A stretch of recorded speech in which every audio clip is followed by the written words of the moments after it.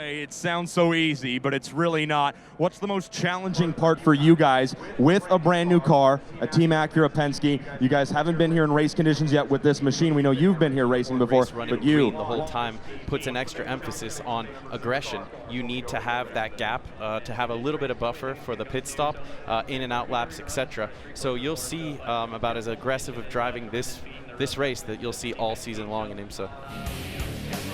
Yeah, and we've done damage here in the past, Jeremy, to various cars. I don't remember that. No. Actually, I don't remember it not happening. Probably most years we have some sort of instance on the first lap, and hopefully this time we can keep it clean. Yes, I think there was nearly $2 million worth of damage done here last year, which if you say it quick, it's not a lot of money. The grid is... it's not for Pat Long, of course, because, you know, being the former Porsche Works driver, he's fine. That's the sort of money that you lose down the back of your sofa at your man cave, isn't it? A couple of $1 million.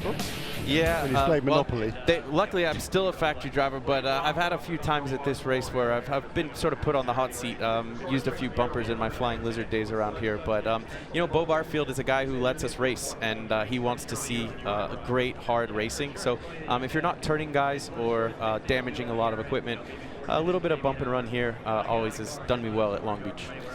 So Pat Long will be with us for the whole race. Let's check in very quickly with Shea Adam, our Continental Tire Pit Lane report. It looks like the grid has been cleared. We're getting ready for the command. Atmosphere beginning to build down there, Shea. It's a nice feeling down here, John. Enjoying the sunshine. Everybody's just sort of soaking up the calm before the storm, and there's a lot of people hanging out, ready to get things going. And I'm just gonna hop over the wall here and be nice and casual and drop in on a conversation between Daniel Morad and Ryan Dale. Sorry to interrupt. Daniel's already been out on track today, so he's just giving Ryan some tidbits. And Ryan, it was your birthday. No tidbits. No, sabotage. Ryan, it was your birthday a few days ago, so happy birthday. At this race where I've been sort of put on the hot seat, used a few bumpers in my Flying Lizard days around here. But, you know, Bo Barfield is a guy who lets us race, and he wants to see a great, hard racing. So if you're not turning guys or damaging a lot of equipment, a little bit of bump and run here always has done me well at Long Beach. So Pat Long will be with us for the whole race. Let's check in very quickly with Shea Adam, our Continental Tire Pit Lane report. It looks like the grid has been cleared. We're getting ready for the command. Atmosphere beginning to build down there, Shea. It's a nice feeling down here, John. Enjoying the sunshine. Everybody's just sort of soaking up the calm before the storm, and there's a lot of people hanging out, ready to get things going. And I'm just gonna hop over the wall here and be nice and casual and drop in on a conversation between Daniel Morad and Ryan Dale. Sorry to interrupt. Daniel's already been out on track today, so he's just giving Ryan some tidbits. And Ryan, it was your birthday. No tidbits. No, sabotage. Ryan, it was your birthday a few days ago, so happy birthday to begin with. You feeling like maybe a bottle of tequila will be a nice birthday present? Especially now that I turned 21, I can legally drink. So yeah, but Daniel's not helping me at all. We're just talking about the good old days. And I'm telling him how his teammate at the last race passed me 4 wheels off in World Challenge. We're just arguing about that. But it's okay. Lucifer on Fox it is gonna be for those most famous words in racing. Tom Ellis, Star of Lucifer on Fox for those most famous words in racing. I think we have the car. Drivers, we got very start lucky your last year engines. With, strategy and You heard it here, folks. Let's go sports car racing. With back markers, but we definitely have a good car. A better car, like we typically find with the Nissan DPI, is better in the race than we qualified. So we'll hope for the best. Good luck. Thank you. So with the time coming up to about 1 minute after 1, the command to start the engines has just been given. And we are ready to get underway for the 1 hour and 40 minute, 100 minutes of the Bubba Burger Sports Car Grand Prix on the streets of Long Beach. The cars with the doors left open. Jeremy? Yeah, that ESM team, there's a lot of celebrating there. Do we mention that it's Janus van Hovenbeck's birthday today? Yeah. Actually, so that'll be a party and a half. Yeah, and Ryan, yeah, he's just 21. That's great, good for him, finally coming of age. Yeah. 35, by the way. Yes. 36, I'm sorry. Pat Long is joining us here in the booth, and good afternoon to you on XM Sirius, also around the circuit here on 454 our scanner frequency, and on the PA system, the ever brilliant PA system here at Long Beach. for the IMSA WeatherTech SportsCar Championship. These are the moments, Pat, where nothing else the team can do right now can help the drivers. You are locked into the car. It's quite a claustrophobic feeling nowadays with the wrap-round seats, the hands device. You've pulled down the belts just maybe 1 or 2 more times, and you're left with your own thoughts heading out on this formation lap. Yeah, the pressures are low. You don't have a lot of time to get heat into the tires. You're thinking about how your brakes are going to attack when you go down into turn 1. It's a long front straightaway. They usually release them pretty early. So you come down 3-4 wide, and your whole race is in the hands of the starting driver. So these are tense moments. Jeremy Shaw, we have 2 classes here this afternoon. The prototypes at the front and 8 world-class manufacturer-entered GT Le Mans cars, including for the first time in the streets of Long Beach the new BMW M8. Been a little bit of BOP change since the last time that we saw these cars, but if qualifying's been anything to go by in both the categories, we've got a very close race coming up. Well, I think we have. I think in the prototype cars there's really nothing to choose between any of them. The global P2 cars haven't performed to their ultimate potential here yet this weekend. We will see in the race. I spoke to Gustavo Jachmann, who's the best qualified of those cars during qualifying yesterday. He admitted he didn't get the most out of that car. He thinks there's another second in there at least, which would put him right in the mix. In GTLM, well, gosh, the Porsches and the Fords were massively close yesterday all the way through. The Chevys were right there also in qualifying. The BMWs, oddly, they've had a bit of a change of performance this weekend because they were so fast at Sebring, so they've been pegged back just a little bit. So they've lost a bit of turbo boost in the lower range, and they're not yet giving those cars off performance perhaps as well as some of the other GT11 cars. So the BMWs might be struggling just a little bit. They have done in the time chart so far, but in the race, who knows. But what's interesting here is the Porsches in GT11, they really go on the cage right away. As soon as we come in fact 5 in each of the sessions so far, they've been on the money, on the pace. The Chevys are also fairly good at getting up to speed right away, and the Fords perhaps not so good. It takes the Fords generally a little bit longer to get up to their real racing capacity. Yeah, low center of gravity, different weight, different wheelbase. These cars all react a lot differently. I think if you run a very, very stiff spring, it takes a while to get the tires up to temperature. Yeah, and don't forget that in the prototype categories, the DPI cars have a lot more freedom with their suspension than the global P2 cars. That was evident that was a performance advantage for the DPIs. That's not part of the BOP, but that was a performance advantage at Sebring on the books there. It will be a performance advantage here as well. Yeah, I talked to Johannes van Overbeek about the aerodynamic strategy of the prototype cars, and he said it was really split right down the middle. They could either go with full high downforce because you think it's a street course and you need braking and you need to be able to change direction, or you just go for sheer speed and the ability to overtake up the front straightaway. So I think you'll see different aerodynamics running through the prototype category. Our Porsche keys to the race, track position, key on a straight turn and executing the pits. There's no class divide here. If you do get the intervention of the safety car and that bright red Porsche comes out, all of the cars can come to pit lane at the same time. Take no penalties, because penalties here in a drive-through will pretty much cost you a full green flag lap, and be flexible with your strategy. We'll revisit the Porsche keys to the race throughout the 1 hour 40 minutes, which is on the clock now. Very quickly, what's also interesting, there is no class split. Generally in the past we've had GT cars separated a little bit from the prototypes. That will not be the case here, and these GTLM cars in the front, they are going to be hassling some of these prototypes, particularly over the first couple of laps.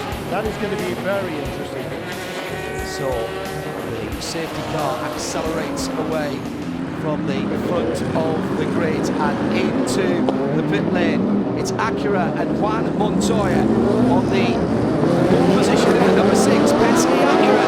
The green flag is in the air and he gets a really good start.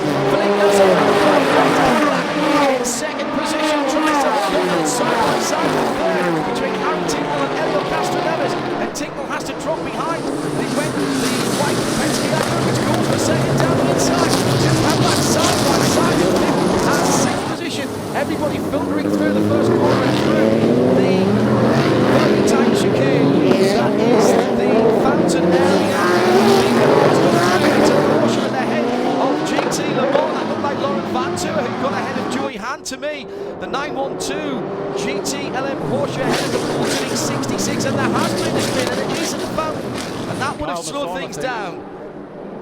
Kyle Masson, the number 38, yeah, which started in 11th position. Misha Goldberg was right in behind him now. Did he jump, or was he pushed? Side by side, those two red cars. Masson tries to go down the inside where there was no gap. And, well, two cars involved there. Is the red and yellow machine also involved? But really, I'm not sure.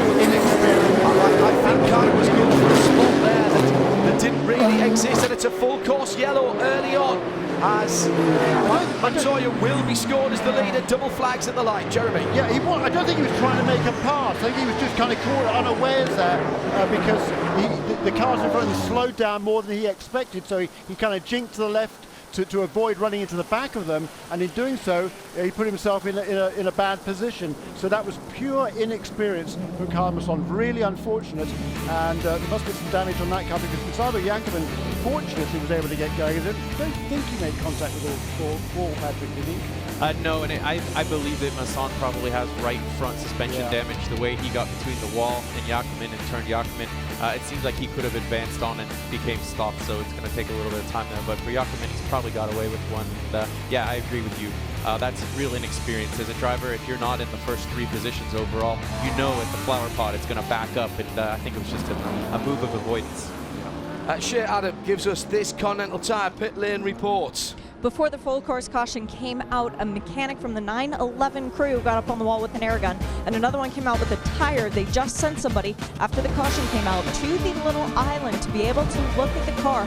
As it came by under yellow, they were looking for some form of damage to the right front tire, but they didn't see any, so they backed off. They might still pit though when the pit window opens. We cannot do a driver change in the first 15 minutes, and since it's a short yellow, I don't think the pits are going to open under caution. It would be as soon as we go back to green. Yeah, that's a very good point, Shea Adam, down there in the pit lane. This throws the strategy wide open at this point.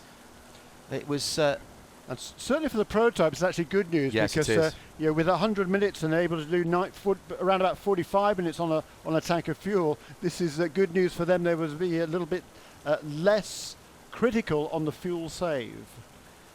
So you've had all that excitement, Patrick. Yes. You've started the green flag. You've had a bit of a dice down to the first couple of corners, and now you've got to turn it all off again and basically reset the brain. Yeah, starting over. I mean, the front of the prototype category the top 4 cars were right nose to tail, and it was shaping up. It looked like Elio was on a bit of a tear. It's probably going to help the 2 cars ahead of him that they're going to get to sort of get a big jump out of the last corner, where before it looked like we were going to go down into turn 1 for the start of lap 2 and maybe have some overtaking. So the track services, wrecker, and I think there's steering damage on the 38. And that car is not going anywhere fast. Kyle Masson may be out of this race before it even really got going, and that car might need a lift rather than a flat toe, and this could be a longer yellow flag, and this is fabulous news, Jeremy Shaw, for the prototype cars, because 2 45-minute stints clearly is 90 minutes rather than the 100 that we started with on the clock. We've had effectively 4 minutes already of full course yellow. It's not going to take that much more before we get into a one-stop race for the prototypes. Yeah, and certainly they were planning on doing one stop in any case. I mean, they were planning on doing the fuel save to make sure they didn't have to make that second pit stop. This certainly would just help that. We've seen the past few years here, that's exactly what has happened. Well, last year there was yellow, so it was a moot point. But before that, we had all 3 races that didn't do enough of the fuel save, not being conservative on their fuel usage, and they were able to make that work. So this has certainly helped. That's going to make a better race for it as well. Yeah, in some respects it brings it a much tighter race in the prototype, because between the DPI and the global LMPs, you probably had some variances on how many laps they could go under green, and this probably brings it much more to a single strategy for everybody. Yeah. But of course now what it also means, if this is the only caution, they are going to have to make that pit stop around about the same time, because it is green in the middle of the race. They're going to be making that pit stop pretty much all together, or maybe within a lap or 2, I would suggest. In the IMSA Broadcast Centre here, trackside at Long Beach, our guest analysis is Porsche factory driver Patrick Long. who joins Jeremy Shaw and me, John Hindhaugh. Our Continental Tire pit lane reporter is Shea Adam, and that clean-up still going on at the moment, but it is Lauren Vantur who took advantage early on and got by Joey Hand. Jan Magnussen up to 3rd position, so there was a shuffling of the pack. The one side of the, as it often happens, Pat, one side of the grid getting a slightly better start than the other, and therefore the odd numbers, or the even numbers rather, got a bit better start than the odd grid side of the GT field at least. There's something being dragged on the back of the Ford, so there's been a bit of contact there. Now I'm presuming that was the 66, but I might be wrong. See if it was the Westbrook car. Let's have a look as they go past us. Which of the Fords? Oh no, it's the 2nd place car, and Joey Hand has lost the rear diffuser, confirmed by I. Now that is disastrous around here, and he cannot continue for 2 reasons. One, Pat, because it's a big hunk of carbon fibre that can fall off, but 2, his aero is going to be absolutely compromised by that damage. Yeah, that's a massive factor for the underbody of the car and how they make their downforce. You think that they're just making downforce with the wings, but the diffuser is a huge part of that. We saw that driving with the mid-engine 911 now. We have a much bigger underbody and diffuser, and that's helped in the aerodynamics. So certainly... He's trying to shake it off. Yeah, he's probably been told that he needs to get rid of that before a green flag, but they're probably going to have to do a bit of that. And the pits will not open before we go back to green. I'm hearing from race control, and Shea Adam tuned that down in the pit lane for us. It's strange. Is that from something other car? I think it's It could be a duct. It could be a duct that got caught into the end of the lip of the diffuser. I think it might be part of one of the prototypes, you know, that had the shunt in front of him, gentlemen. And he's trying to wave it off. It's got a bit of chicken wire or grill to stop the bits and pieces getting in there. There is damage. I think it's his. Jan Magnussen. Yeah, I think it's his. And IMSA's going to want him in. Jan Magnussen could help him out there by just running over him. I mean, you know, it's not. He might have been the one that started this battle. It's a fair point, Pat Long, with us in here. The usual start with plenty of action at Long Beach. We're neutralised at the moment as we're waiting for the recovery of Kalmason's Orica, number 38, victim of a little bit of inexperience on the first lap of the run down to the fountain. Such a shame for the 20-year-old, because he'd done a really nice job this weekend. He'd never been to Long Beach before, at least not to drive. He'd been here to support the team in PC a couple of years ago, but he hadn't driven here before, and done a really nice job, turning some very, very good lap times yesterday during the practice and qualifying. But unfortunately, an early end to the day for Carl Masson, and poor James French won't even get to drive the car at all, most likely, unless they can get it fixed. And the car has been towed with the front wheels off the ground into the escape road. Just quickly then, before we go back to green, let's revisit the Porsche keys to the race. Track position is crucial here on the street circuits. Make sure when all classes do come into the pits that you execute correctly in the pit stops. There's absolutely no chance of winning this race if you start taking penalties, and keep flexible with the strategy. And while we're here in California, you should just mention, as we're doing our Porsche keys to the race as well, Pat Long, a big Porsche event coming up in September up at the Laguna Seca Raceway, the latest iteration of Rennsport, which has just grown beyond all compare in the last few years. Yeah, that's Porsche Overload weekend. 4 days at the WeatherTech Laguna Seca racetrack. This will be the 6th Rennsport. It started as a small concept from Bob Carlson in Lime Rock, and it's usually every 4 years. We've moved it forward 1 year to help celebrate the 70 years of Porsche's anniversary this year in 2018. And for myself, it's just absolutely church.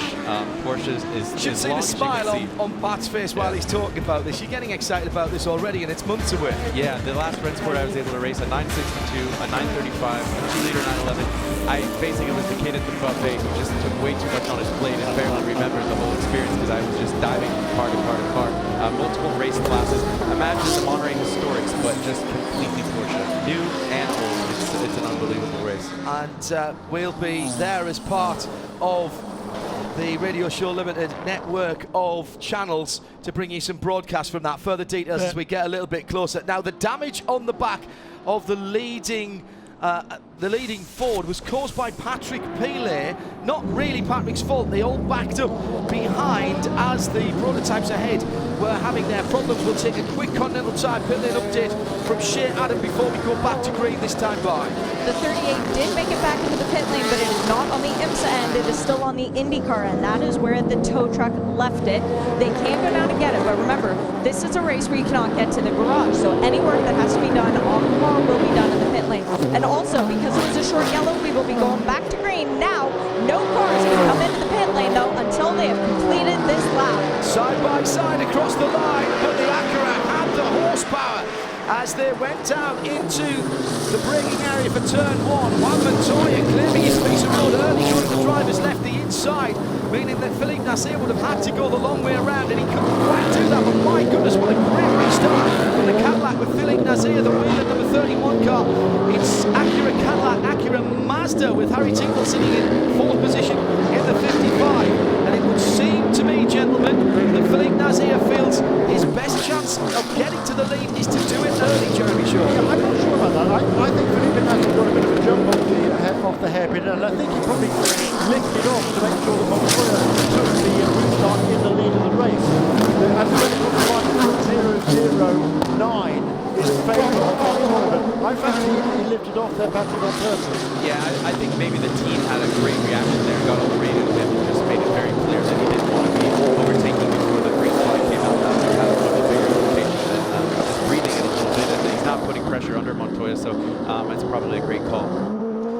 So back to green flag racing on lap number 6. Through they go in front of us. It's still Laurent Vanter leading in GTLM. Joey Hahn still with a bit of bodywork flailing from the back of the 66 Ford. My goodness, the noises they go past us here. And then it's Jan Magnussen, Patrick Pele, the 911. We'll have to have a look at the front of that Porsche as well, see if there was any damage. Long since changed the front of the Porsche. There's not so much to break on the front of those cars now. It used to be, Pat, that if Pele had that incident, a few years ago now, it would have been radiators and oil coolers would all have gone, but they've been moved further back and inboard on the RSR. Yeah, that's correct. We got that out of the impact zone, and he'll recover to fight another day, and it seems to be already sort of moving up and pressuring the Corvette in front of him. Just hearing from the 911 and 66 incident from race control under review. The 38 will have to do a drive-through if that car gets going again. Incident responsibility at the early part of the race. Seems reasonable. Yeah, but I don't think there'll be any responsibility there for Patrick Pele. That piece has fallen off the board, hasn't it? So that's certainly good news. Yeah, it still looks loose, so he's definitely losing performance, but if there's one track where it's going to have the least amount of effect, it's probably here at Long Beach, and so far he seems to be okay. So getting into, it's fallen off on the circuit. Now, is it off the racing line enough? That's the question. It's just on the exit of turn number 1. The yellow and red stripe often means that there is fluid on the circuit, but really it just means that there is something on the circuit that shouldn't be there. So it can be debris, rubbish on the track normally. It can be shortened to another word, but I won't use that here for the sake of probity. Yeah, that's one line through there, and knowing how Bo Barfield calls the race, I'm going to bet that he's going to leave it green here and make sure it doesn't get hit into the projection of everybody's racing line, but right now it seems like we're going to stay green. These two just edging out just a little bit in these first couple of laps of green flag racing. The Juan Pablo Montoya from Colombia, Felipe Nasser from Brazil, just stretched out just a little bit more than a second already over Elliot Castroneves in third position. I wonder whether that Castroneves is trying to save a little bit more fuel, maybe just a little bit more conservative at this early stage in the race. Yeah, he's got his pressures up now. Nasser probably has a bit more torque with the Cadillac than the Acura, but now that Montoya is up to tire temperature, he's in a rhythm. You'll probably see him in clean air pull a little bit of a gap here. Again, they go past us here in the IMSA broadcast centre down towards the first corner. Now, how is the performance of Joey Hahn? Not bad. He's just turned an 18.1, 17.9 though for Jan Magnussen was the fastest GTLM lap that time around. Felipe Nasser is back down to about a second now behind the leader, Juan Montoya. The 6 Acura leads the 31 Cadillac. Then it's the second of the Penske Acuras, the 7 car in third position. In fourth, the 55 Mazda of Harry Tinknell as we come down to 10 minutes of racing. That's your Cadillac update here on the streets of Long Beach for the third round of the IMSA WeatherTech SportsCar Championship. Harry Tinknell very quick in the Mazda in the second of the 3 sectors around the streets here, and that is a speed sector, that middle sector. So Pat Long, you were saying earlier on about the aero of the prototype cars, it would look like Yost and Mazda have gone for what's often called a skinny aero. There's not much wing poking up into the air. They've gone for top speed. Yeah, the big factor with low aerodynamics is actually the braking. You'd think about it as downforce equaling grip, but in this case, the braking capability here at this track is going to be key. So they won't be making the passes late in the zone. They'll be trying to get up alongside on the front straightaway on coming down to shoreline, and there'll be a different factor in tire wear as well, running with less downforce. Probably going to put more stress on the tire, and not really where a driver wants to be position-wise at this track with tires going away quickly. What are you saying if you're in this GT battle at the moment, Pat, and if, let's say, you're sitting in 4th or 5th position, fine if you're in the lead, but are you already talking to your team about strategy, or do you just want to get a few laps under the Michelin tyres? At this point, you trust in your team. The level at GTLM teams, you know as a driver that they have that under control. What you're really thinking about is tire life. From 4th or 5th in the queue, you've got a lot of turbulence and less downforce in the cars up front. So you're trying to think about the second part of the stint and having some tire left if and when there's a little bit of a break with traffic. The prototype cars haven't got up to the GTLM cars, and once that happens, you'll see these packs break up a little bit because one prototype will squeeze in between them, and that will create a little bit of a gap. So right now, it's a measure of patience and preserving your tires if you're in the 4th or 5th position of the line. I tell you what, the front of the field as they came past us here, Felipe Nasser was tucked right under the rear wing of Juan Pablo Montoya as they headed down Shoreline Drive. I don't know whether he had an opportunity to look to make a change at turn 1. No, I don't think he did. Negative. But he was super close as they came past here. I mean, there was less than a car left between them. There was about a 10th in the Sector 1 times, if that, between those 2 drivers. At the front of the GTLM field, Laurent Vantour looking across the corner at turn 4, looking to where he wants to be, not where he is.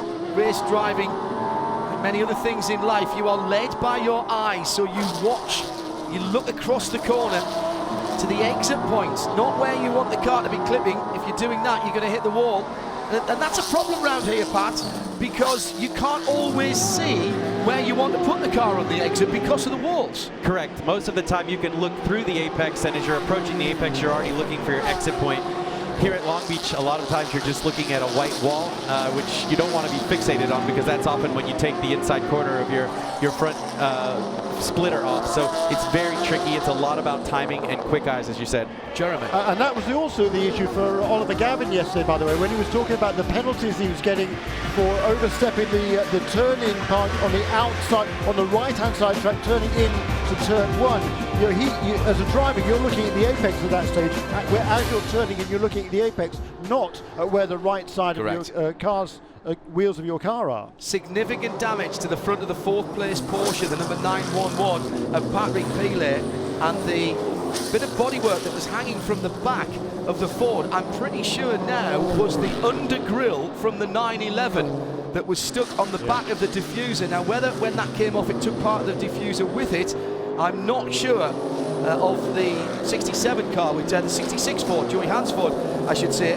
Now, my worry there, Pat, would be that grille on the front of the Porsche is there to protect some of the air intakes, and what will that do with all the rubbish going up and underneath it? It's not as if there's a cooler right there, but it is where the ducting is for things like the radiator and the ducts for the brakes down towards the first corner. And the Cadillac has a little go at the Acura, but not really there. He thought about it, didn't he? He did have a think, and he's put a doubt in Juan Montoya's mind there. May make Juan just defend a little harder there next time around. What you know about the RSR, is that going to be an issue, not having that that grille on the front of the car to protect that intake? Yeah, and I think that the braking as well as cooling is a big factor with the ducting there. He's not getting the cooling that he's set up to with the blanking and the different options they have. It's really a give and take of how much brake temperature you run is dealt with those ducts. So there's a little bit of an issue there, but you really worry about the integrity of the front splitter. That's your main front downforce, and he's probably feeling it out right now, but the team is definitely going to be out on pit lane trying to get a spot on what they might need to change in the pit stop. Nasser now right with the leader again, and he's looking to get the good run off the final corner. He takes a slightly different line to Juan Montoya, who leads this motor race. Indeed he does, and right behind those two, Helio Castroneves on that last lap turned the fastest lap of the race. He's actually done it again now. 1 minute 14, no, that was the last lap. 1 minute 14.2 it was on the previous lap for Helio Castroneves. So the last 2 laps in a row, he set the fastest lap of the race. We are settling into race pace here at the 3rd round of the IMSA WeatherTech SportsCar Championship, live from trackside. This is IMSA Radio and IMSA TV together, also on the Sirius XM network in the US and around the world on the IMSA app and the Radio Show Limited network of channels on an extraordinarily busy weekend for the RSL network. The 6-hour qualifying race for the Nürburgring 24 Hours coming up on Sunday over in Europe on RS1. But our attention very firmly fixed here on the streets of Long Beach. 22 car has Johannes van Overbeek at the wheel, celebrating his birthday. 9th position, just lost touch a little bit with his team leader Scott Sharp, who's 1 place further ahead of him, but that does mean that Johannes has got a bit of clear track ahead of him. What we've not seen yet is the prototypes, the leaders, having to do any lappery of the back of the GTLM field. There's still less than 40 seconds between first and last position. So that's only about half a lap here, and this is allowing Juan Montoya to plough his own furrow here and at least pick his own line for the moment. The danger time will come, Pat Long, when he starts getting towards the back of the GTLM field, because those cars are quite quick, and particularly quick at certain parts of the track. Yeah, and as the leading LMP car, you have the difficult decision-making process. You're under pressure from behind. You want to make those really, really late moves to try and get a GTLM car between you and the guy that's putting pressure on you right now. It seems like Nasser has the car and the pace to even challenge Montoya and get around him. So he's hoping to get up to these GT cars. As Montoya's perspective, you want to get those GT cars between them. So he's stretching his legs, and you know, they're still pushing quickest sectors of the lap. So everybody's on max sprint pace right now in the prototype category. That's exactly right. A new fastest lap on that last lap by Felipe Nasser in 2nd place in car number 31. 1 minute 14.084. And the race lap record, Jeremy, is a 14.367. So that is a new lap record on that last lap around for Felipe Nasser. Well, a new one that's just been eclipsed. yeah, let's make that now the new lap record for Juan Montoya as he goes to a 14.021. They're trading hundreds and thousands of seconds and taking that fastest lap. This is exactly what we'd hoped for, Pat Long, at the front of the field. It's a great battle at GTLM as well, but at the front of the field, Montoya and Nasser absolutely leaving nothing out on the circuit. They might as well be side by side because there's only inches between them in terms of their lap times. Yeah, and it's only going to last for so long for Nasser being that close and tucked up underneath. He has light steering. He's not getting what he needs from his front aerodynamics, but on a street course, it's one place where you can get away with it a little longer than any high-speed tracks like we were at Sebring. In this case, I'm not used to seeing the prototypes run in open air for this many laps with the GTLM cars as the slowest category. They're still a ways up the road, so it's going to be good to watch. It's going to be a long time yet before they catch them. Just check in with Shea Adam and the Continental Tire pit lane report. Shea, we still haven't seen the 38 car back on the track. Hasn't even made it back to its pit box yet. It is not in its pit box. It is in the designated pit box to work on the car. IMSA has set one aside further down towards you, John, sort of about halfway between the IMSA pits and the IndyCar pits, so that if work needs to be done, it can be done safely out of the way. That is where the Performance Tech car is. It has not returned to the track yet. The crew's still working on it, though, and their pit stand is still up. It's interesting right now, though, because looking up and down the pit lane, about half the drivers are already helmeted and waiting for that caution to come out, should it, because they have already been told you will be getting in the car if we go yellow. Those include both of the BMW drivers, Alexander Simpson, John Edwards, waiting to get in, both of the Porsche drivers, Earl Bamber and Nick Tandy, but interestingly, not Dirk Mueller. He does not have his helmet on, and Pippo Durrani is not prepared to get into the 22 Nissan DPI ESM machine, but Ryan Dial is, so there's a lot of strategy being split on the pit lane right now. Out to the final corner and onto the front straight. Past us goes Juan Montoya.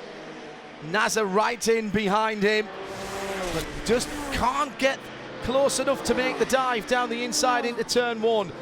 16 minutes of racing complete. Here is your Cadillac update. Those real racers take no time off. It's the number 6 of Juan Montoya that leads by nearly 4/10 of a second to the first of the Cadillacs, the number 31. Third and 3 seconds away from the lead now. Elio Castro Neves for the second of the Penske's. Fourth is the Mazda of Harry Tinknell. He's another second or so further back. And the top 6 made up by Joao Barbosa in the number 5 Cadillac and the 77 Mazda of Tristan Nunes. He's 7.3 seconds away from the lead. In GTLM, it's Porsche number 912 that leads by a second and a half now. Laurent Vanteur over Joey Hand in the 66 of Chip Ganassi Racing in second position. Jan Magnussen in third is a further 1.2 seconds back in the Chevy Corvette number 3, and the top 6 made up by Patrick Pile in the 911, Ollie Gavin in the number 4 GTLM Corvette, and the second of the Fords in 6th position is Richard Westbrook, and he is 6 seconds away from the leader in class. That's how they stand with an hour and 13 minutes still to go. That's your Cadillac race update here on IMSA Radio and IMSA TV together. A couple of laps ago, we saw the number 77 Mazda move past Rango van der Zande at car number 10, so that was a change for 6th position. A couple of other notes. Colin Di Filippi, for some reason, is falling quite a long way back from the entire train of GTLM cars, which are pretty much nose to tail. I mean, there's a second or so between a couple of, particularly now between actually the first 2, which is a change over the last few laps. Vantour just edged out a little bit over Joey Hand. But Patrick, how long do you like to be sitting in the pit lane there, all suited, booted, ready to go, and just waiting for the pit stops to occur? Yeah, it depends on how hot it is outside. Today's in the 70s, so not too bad. In that case, it's a mentality of the driver. How prepared does he want to be so he has his mind on other things rather than staring at his balaclava and his earplugs, wondering if it does go yellow or there is an incident and the team's not sure if it's going to go yellow, if some cars might dive in. So just a difference in philosophy. There might be some split strategies between 2 teams, but here we go. In the pit lane. Nasser is very close this time again, by the way. In the pit lane, Colin Di Filippi, as the leaders go down towards turn 1. I think Nasser's going to have a little look, but immediately I say that the leader blocks across, just takes a little bit of a different line.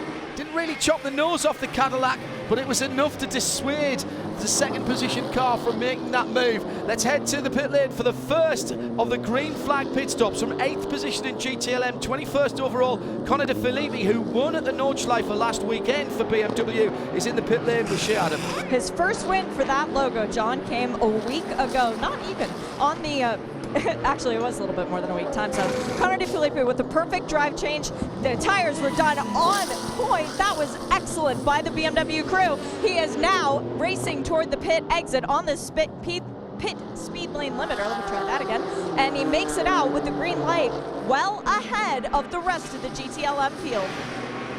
Alexander Sims installed in that car, and that was a very tidy pit stop indeed, Jeremy Shaw. Indeed, but it was certainly pretty early with an hour and 10 minutes to go in this race. If it's green all the way, they're going to be struggling to get the... Well, that's the gamble, isn't it? Well, it is. They've now put their cards on the table. We said in the Porsche Keys to the Race flexible strategy. Indeed. What they're hoping for now is a yellow flag That'll save them some fuel, and they'll cycle to the front when everybody else comes in. That's exactly right, and I'm sure that is why Conor De Filippi was dropping back there through that first stint to see what consumption they were getting, to make sure they knew exactly when they could make that pit stop and still get to the end of the race. And they might get their wish.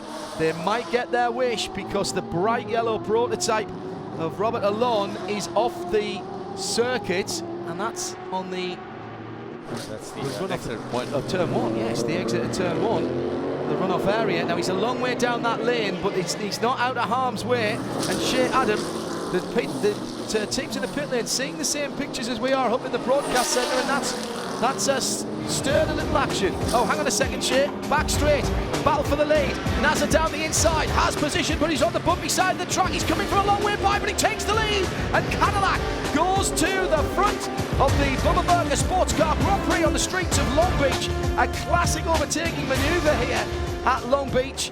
And my goodness me, Pat Long, we were just seeing in our Michelin countdown to green, you can do it there, but you have to be decisive, and that was the very definition of decisive from Nasser. Yeah, that was impressive. There was definitely awareness from Montoya's standpoint, but I'm sort of awestruck at how much speed he had. It didn't look like he had a massive run out of turn 8, so there might have been a button on the steering wheel for that pass to happen. A bit of extra revs being pulled by the 5.5 Cadillac engine, and he's immediately put 3 or 4 car lengths into the erstwhile leader. Oh, almost into the wall there. That's exit turn 5, that was. I think that's live pictures, Pat, that we were looking at for a moment.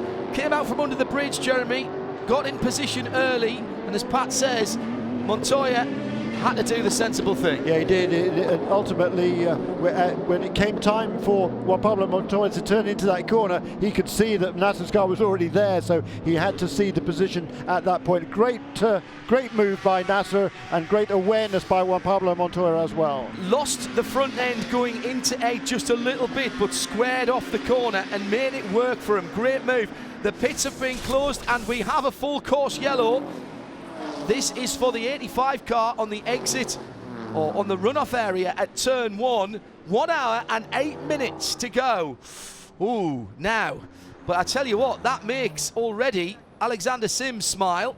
Well, that'll make it a 2 pit stop race now for the prototypes, because they will have to, unless there's another lengthy caution, almost certainly, they will need to make another pit stop after the one that is coming up now during the caution period to get to the end of the race. Shea Adam, I cut you off as the battle for the lead was taking place, as we were about to take a Continental Tire pit lane update. You were going to tell me there was a few people on the wall. I presume it's everybody now? Yeah, I'm standing opposite so that I can see just about every single pit box. And the only guys not standing on the wall are the 31, but I think I see Eric Curran with his helmet on, so the Whalen Engineering crew might be springing into action here soon. The interesting thing, though, the Corvette Racing were prepared to respond to what the BMW had done, and then the caution came out, and all of a sudden, everybody around them was. But yeah, 21 cars should be coming in all at once. Well, actually 19, because we do not have the 38 Performance Tech, and we're probably not going to have the 85 JDC Miller Motorsport car. Other than that, oh, good boy, it's going to be busy. And the number 25 BMW, by the way, did come out of the pits ahead of the leading a GTLM car, so he will be allowed to cycle past all those prototypes and past the safety car, pull around to the back of the field before the pits are opened. Yeah, I assume that was the decision from BMW. They looked at the math of the in and out lap and decided as soon as there was that limit of the delta where he was going to get back out in front and not go a lap down, they were going to take that pit stop.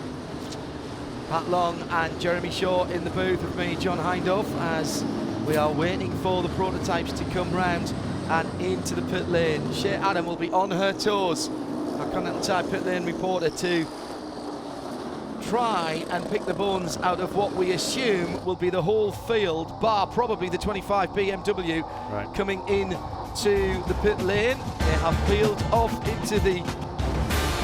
Oh, 31 stays out. No, sorry, the pit's not open. No, sorry. because they haven't yet done the wave around for the number 25 yes, car. Excuse me. That's the only car that isn't on the lead lap, but it is out of position because he's behind all the prototypes, so has to go past that. That should, I think, happen on this lap. Where is he, though? He's a long way back, isn't he? Yeah.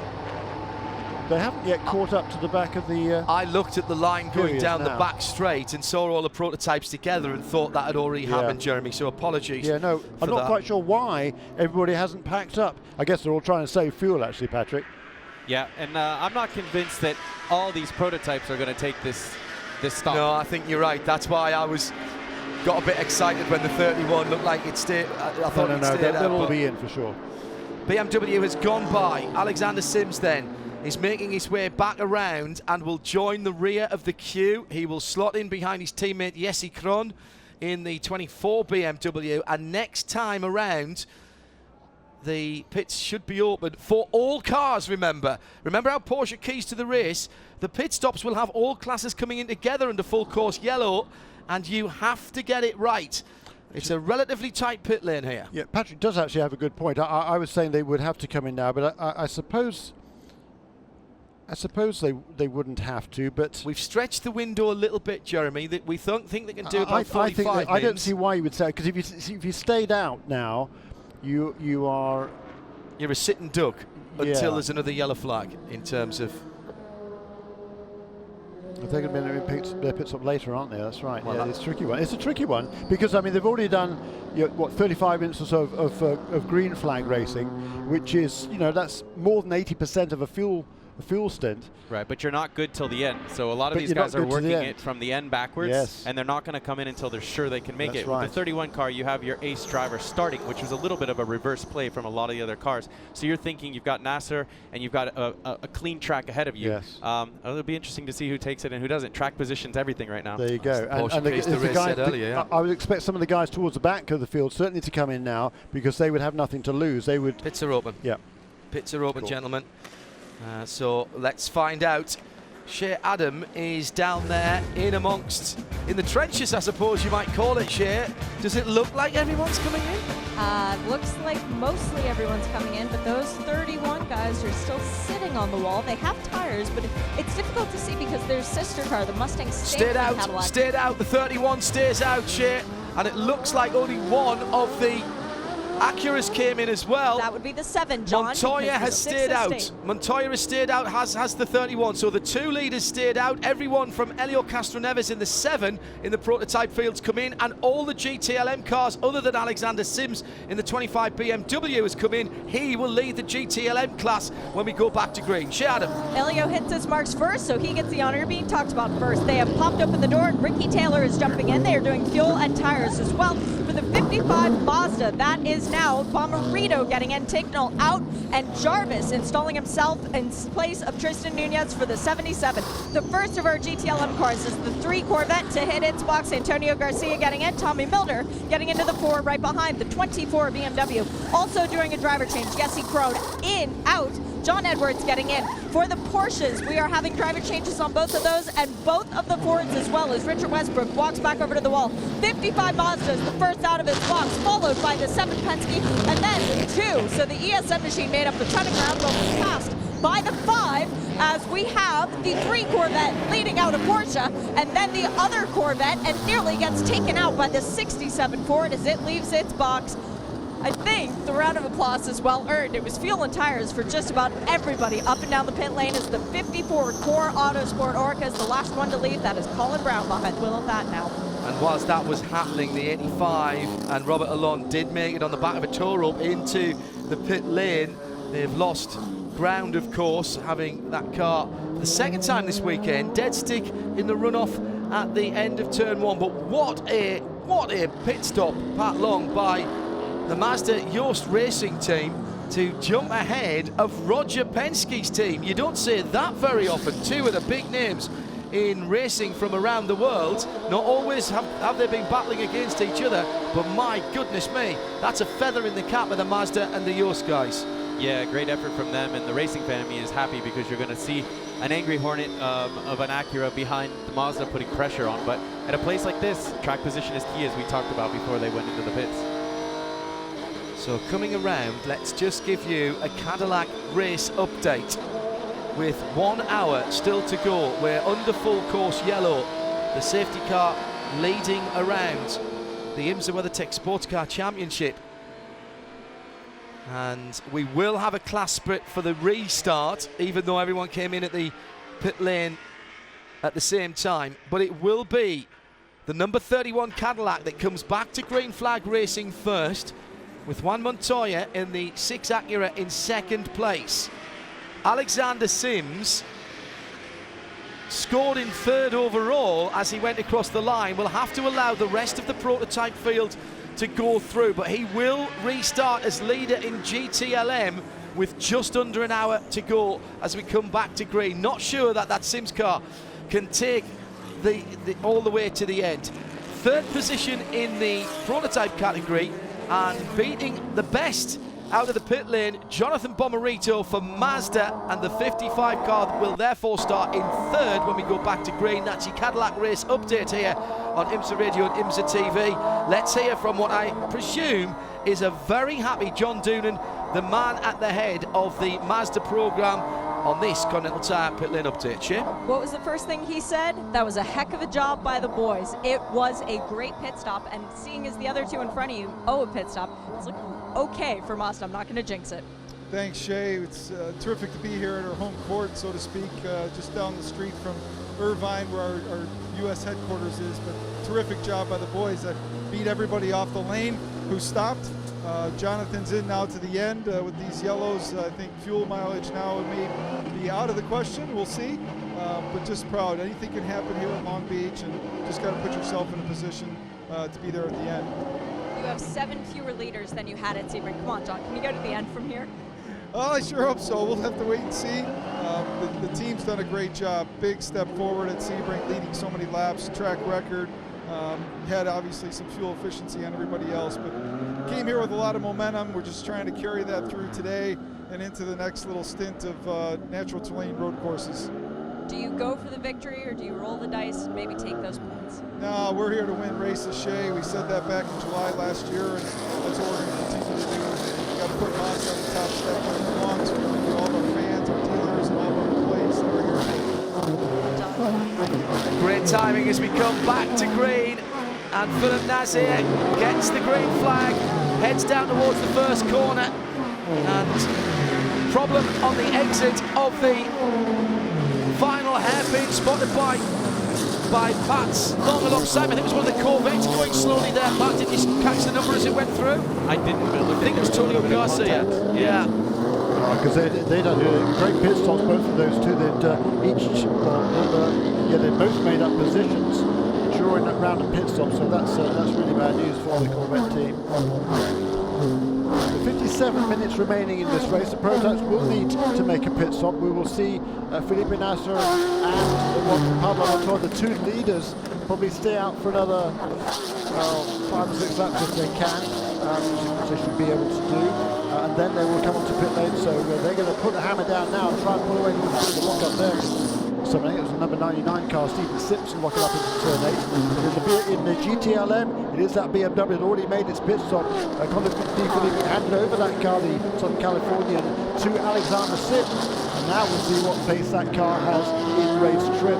So it's BMW, Porsche, Chevrolet, Corvette and Ford. 4 different manufacturers in the top 4 of GTLM. 25, 912, Ford 66 across the line. The drivers: Alexander Sims, Earl Bamber, the Kiwi, in the Porsche now. Tom Milner in the American Muscle, the number 4 in third place. And Dirk Muller in the Chip Ganassi Ford, number 66. And they go across the line pretty much as quickly as I can say their names. In behind them, Nick Tandy has now been released from the pit lane in the 911. And Nick was looking very quick earlier on. This is the car, the 911. Just a little bit off colour earlier in the week, and has got a little bit of damage now, that 911, after the contact with the back of the 66 Ford earlier on, which ripped out the protective grille underneath the front bumper of that Porsche number 911. The top 6, the top 7, all of them, except Tonio Garcia. It was Tonio Garcia who got off to a slightly tardy restart in the number 3, but all of the other GTLM cars are line astern and battling away at 4 positions. As are the prototypes. This is a tremendous race building up here. One question I have to ask Shane, she may not be able to answer it straight away, but she may be able to ask me. Did all of the prototypes that came in, changed and put new Continental tyres on. The only one that I don't know about would be the 5, the Mustang Safely Cadillac. That's where I'm walking up to find out. Everybody else definitely did, though. Thanks, Shay.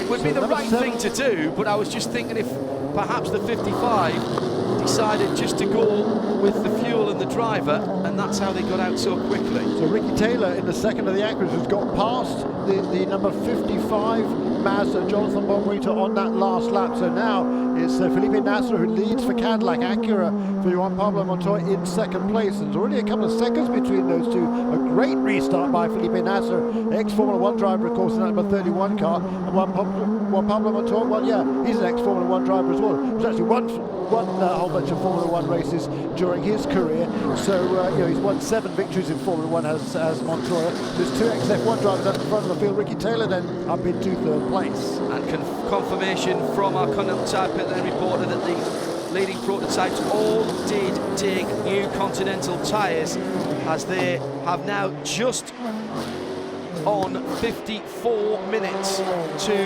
run. And it is Felipe Nasser who leads the race by 3.3 seconds. He's cleared off just a little bit from Montoya, who's now under pressure from Ricky Taylor. Always a bit of a roll of the dice, Pat Long, when you stay out there. You've got all the tyres on. How are they going to react to losing their temperature behind the safety car? Maybe getting a bit of pickup on it as well. But Montoya does not have the pace after the restart that he showed earlier on. Could he be going into fuel-saving mode already? I don't think so. He didn't show a lot of pace after the first restart, and Nasser was all the way up underneath him.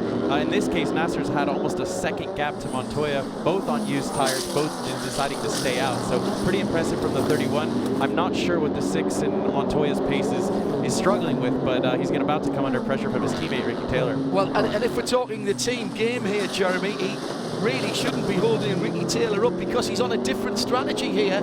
And Tim Cindric and Roger Penske will be talking about this, but there's got to be a phone message surely to Juan Montoya saying, you're not racing that 7 car behind you now, you're on a different strategy. Indeed so, no question about that. And you know, they knew there's nothing that Roger Penske and the entire team there doesn't know about strategic decisions, so they will make that call as soon as they will have some sort of assurances from Montoya and he's not got any sort of a problem that will be holding up Ricky Taylor. Clearly Ricky Taylor has the faster car at the moment. I can tell you, spending 3 years driving for Roger Penske, that as a driver you're instructed to do what's best for the team, so they won't waste any time here letting the drivers fight. And that has been a strength of that team, Pat, down through the years. That's one of our Porsche keys to the race earlier on. Flexible strategy. They've split the strategy of their 2 cars. Not the first time we've seen Roger Penske and Tim Cindric do that either. They will be thinking as a team, but the strategy tends to be called on a car-by-car basis by one of the 2 top guys. Yeah, in most teams that's the case. I think with seeing Rahal and Penske splitting their strategies, those guys know before the race. They're here to win for the team and for the manufacturer, and so I'm sure they talked about it beforehand. Nasser has got the hammer down. Yes, he's got purple sector 1, purple sector 2. He's just crossing the line now. What is this lap time? It's another new lap record, yeah. a 13.6, and the old lap record has been obliterated. And it was, well, was there a side-by-side contact, or did the Corvette just seem to cut out coming out on the restart? Yeah, it looked like he had a loss of power. Antonio Garcia came through the last corner on the restart, and it looked like he just went dead, and then refired on the exit of 11, and you could see him leaving rubber as he left. Fantastic overtaking to turn 1 by Philippe Albuquerque. What happened to Ricky Taylor on that last lap? Are we going to see a replay? No, we're not. He's dropped a couple of seconds from his Indeed, teammate. all of a sudden. I wonder whether he maybe tried to make a pass somewhere and Montoya didn't want it to happen. He's certainly fallen right back now, and he's back into the clutches of Jonathan Bonrito. I wonder if the 30 Corvette on the restart coming round either stalled because he locked it up getting too close to the BMW ahead of him, or whether he hit the pit lane speed limiter by accident because he's got his hands so far crossed you can sometimes clip the button on the steering wheel, says someone who's done that before. That last lap by Felipe Nasser, by the way, almost 2 seconds he pulled out over Juan Pablo Montoya. That is stunning. I tell you what, I saw him again this morning. He loves this racetrack. He loves this series. He loves the racetrack. He loves the city.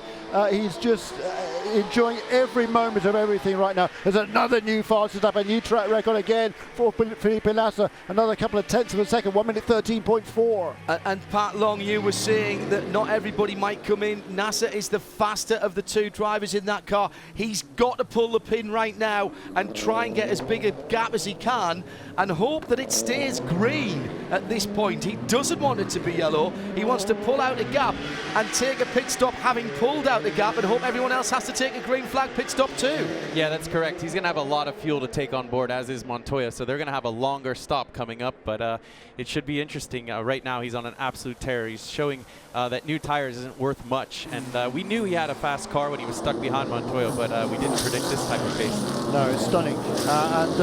I'm curious to see why Ricky Taylor is, well, I tell you what, I reckon is Ricky Taylor trying to back up the field somehow to give, I mean, I can't see how that's going to have any effect on what's going to happen here, because they are on a completely different strategy. And I would expect another 2 or 3 laps we will see the leaders onto pit lane. But this is a brilliant drive by Felipe Nasr. Another quick note, John. Jonathan Bomarito, number 55 Mazda, has lost another position, this time to Philippe Albuquerque, car number 5. Yeah, also, that happened last time around at turn 1. Yes, cool, thank you. And also the number 99 car has fallen behind Colin Brown as well. Now, there is a scenario here with battles for the lead in the GTLM category. I was just about to say that Alexander Sims has done a cracking job in a BMW that hasn't had the outright pace of its competition this weekend. It means the top 4 are absolutely together as they come out their hairpin, and Earl Bamber takes a slightly different line and pulls up alongside the BMW as they cross the line. They're very close together. They almost touch. They do touch as they go across the stripe, and the side-by-side contact. And here comes Tom Milner in the 3rd place Corvette. He'll go all the way to driver's left and try and get down the inside. He's going to go for 2nd as Bamber goes round the outside. Bambi hung out. He's going to hit the wall. He must have been very close to the wall at turn 1, and Earl Bamber under pressure, now pushing the leader through the exit of the chicane. 3 wide between turns 3 and 4, and pieces of bodywork going for a ride, and through comes the 66 Ford as well. So the top 6 are absolutely together in the battle for GTLM. My goodness, this is turning the clock back as the Corvette goes down the outside and tries to take 2nd position. Bamber's gone through and taken the lead. This is marvellous stuff, Pat. This is turning back the years when we had the whole GTLM field line astern. 5, 6, 7 cars all together. We've seen this before in IMSA racing. Yeah, Sims is a sitting duck right now. He's on his back foot. He has the whole GTF class up behind him. He's probably running lean, trying to make it to the end on fuel. But you have Bamber, who just put the bumper to him going through the flower pot section and made an amazing move. Pipo Derani is out of the car and out of the race. The 22 Nismo-powered on-road chassis is off at the side of the circuit. It's not in a dangerous position. It looked like it was in the IndyCar pit lane, actually, as Pipo's walking back towards the SMT. And the number 77 Mazda also into pit lane that time. Yeah, Shea Adams saw that. Was that just a splash of fuel, Shea? Splash and go. They're now good to the end in the 77. That's a really smart move from Mazda Team Yost. Ollie Jarvis can go to the end from here. Again, a split strategy. Before it all goes bonkers again in GTLM, with Alexander Sims holding on to 2nd position at the moment under extreme pressure from Tommy Milner, Dirk Muller, Nick Tandy and everybody else. I just wonder if Ricky Taylor is easing his pace back and trying to stretch fuel to the end, side by side across the start-finish line, as Ricky Taylor's under pressure from Philippe Albuquerque, and Albuquerque tries to go around the outside the long way into turn 1. That's not going to happen, but he has dropped back now some 5 seconds, Jeremy, from Juan Montoya. Montoya himself is now 10 seconds away from Nasr, who leads the motor race. Different strategies at play here, and I'm not certain who's got the best cards yet, Pat Long. It's yet to play out. Yeah, I'm with you, with Ricky Taylor backing way off the pace, over a second slower than his teammate with fresher tires. Some different strategies here on fuel for sure. Look at this GTLM battle, it's absolutely magnificent. Earl Bamber has kind of checked out the front, but here he is now coming into turn 1. All of the rest of the cars are right in line astern behind him. This is brilliant. And Antonio Garcia, after the nightmare restart, is right back on the tail end of this group, and it looks to me as though Alexander Sims just hasn't got a lot of turning and grip, particularly through the slower corners, interestingly enough. Now, he did stop a couple of laps before everybody else, but I presume he slapped on a new set of Michelin's when they did that. He took over the car at that point. I wouldn't see any real advantage in holding on to the tyres that they started on, but he just doesn't seem to have the braking performance and the turning performance in the slow corners. Lots of contact between Earl Bamber and the 25 of Sims, with a bit of bodywork going up there. They were determined to tough it out, and Earl trying to stay on the right-hand side. This is a really, really low percentage lunge, and Earl has to thank Alexander Sims there for not just putting him in the wall. No, I'm not sure about that. I mean, Sims there, he just squeezed the Porsche into the wall, from my perspective there, on the right-hand side. He didn't need to do that. Nice move into turn 4, excuse me, by good hard Earl, racing, who stood his ground up the inside. Always dangerous when there's no runoff to put yourself on the outside, though. Race leader, pit lane. As the race leader comes into the pit lane, 44 minutes remaining. and we've just also had Jonathan Bomarito into the pits for 5 seconds of fuel, and he comes out side by side with the team car. Yes, I just paused for a moment there. And he has got ahead of Ollie Jarvis. Shea Adam in the pits. There are going to be a lot of cars coming in to splash at this moment in time as Philippe Albuquerque and Ricky Taylor go past me on the straight, but it is the 31, the Whelen Engineering car that comes in. Felipe Nasser will be getting out, and Eric Curran's helmet is waiting on the wall. The crew with 4 new Continental tires for this Cadillac. They go to work as the car goes up on the air jacks. They're changing the left side tires first. Philippe, possibly the fastest driver out of a car I've also seen too. They are doing a very status quo pit stop as we still wait for the 6. Meantime, in GT Le Mans, the Ford goes 3 wide with caught in the wall for the Sims BMW. He was the one on the outside coming through turn number 9, and the 25 car will head straight to the pit lane. But it was the Ford that went through. A fantastic overtaking manoeuvre by Dirk Muller, and the BMW is very badly damaged to the left front, and that car's competitive day is over. Shea Adam down in the pit lane. It's 12 seconds of fuel for the 55 Mazda. It was 12 seconds of fuel for the Konica Minolta Cadillac. Wayne Taylor's car taking just enough to get Jordan Taylor to the end of the race. And the next ones to shadow them in will be the Penske, because the pit board has finally started moving on the number 7. They are going to do their splash and dash as well. The 6 is still waiting, and now it begins to move. So it will be Juan Pablo Montoya coming into the pits very soon as the injured BMW makes its way around the turn. This is more than just superficial damage, because the tire is pointing in the wrong direction. That is day over for Alexander Sims and the 25 BMW team. And what's happened now is everybody in the prototype field has had to react to those cars that came in as soon as they felt they could get the end. The 2 Yost Mazdas have set off a chain reaction, and only Juan Montoya is still out there. Everyone else has been in and fueled. This is the first opportunity that they've had to get all the way to the end. Shea Adam with this Continental Tire pit lane report. 16 seconds of fuel for the Acura as it will come out behind the 5 Cadillac, which only needed 12. The 2 ESM come in and did their slash and dash as well. They leave 3rd off the pit lane. The 54, the core car, is not only doing fuel, they are also doing tires. As the Red Dragon with Steven Simpson driving it, they took fuel only. So that means that all the prototypes, by our reckoning, can go to the end of the race, because now into the pit lane, Juan Montoya brings the race-leading Penske Acura down pit lane for what should be its final scheduled service. And oh, that was a big hit for Alexander Sims. Let's take while that car's in the pit lane, let's take a quick Cadillac race update and give you the positions as they stand right now. It will be Ricky Taylor in the 7 Cadillac, who should cycle round, in the 7 Acura, excuse me, who will cycle round to the front of the field, followed by the 5 Cadillac, the 2 Nissan, the 54 Oreca, the 99 Oreca with Steven Simpson on board. Then the GTLM leaders will be Earl Bamber in the 912 and Dirk Muller now in 2nd place in the 66 Ford. Tommy Milner up into 3rd position for Chevrolet. We have the leading Acura is in the pit lane. Let's take this Continental Tire pit lane update from Shea. It was not very Penske, John. It was a slow driver change for the number 6s. Dane Cameron got himself installed quite easily, but then they had some trouble. It looked like with the belts, and the door didn't close until well after the car came off the air jacks. It's fueled to the end, but it lost a lot of ground. Now where is the 31 car? There it is going through. That's not going to get back through and into the lead. It was way back as the Acura pulls into turn 1. But I think Albuquerque's gone through. I'm sure he has, and I'm pretty certain Ricky Taylor, Ryan DL has gone through, and Jordan Taylor as well. That's right, but Earl Bamber is actually in second place overall at the moment with that number 6 car on pit lane. So Just giving the 31 Whelen Cadillac a little bit of a helping hand into the final corner. Just what we were talking about in the Michelin pre-race. Oh no, Eric hit the inside wall actually.